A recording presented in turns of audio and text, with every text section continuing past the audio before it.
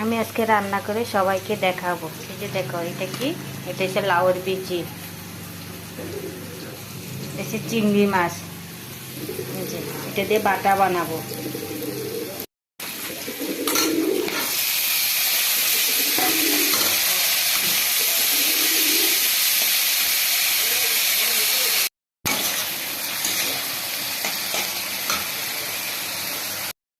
আমি আজকে রান্না করেছি মূলার শাক,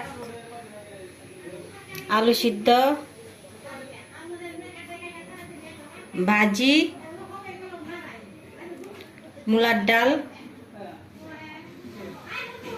লাউর বিচি বাটা, লাউ মাছের মাথা দিয়ে রান্না করেছি।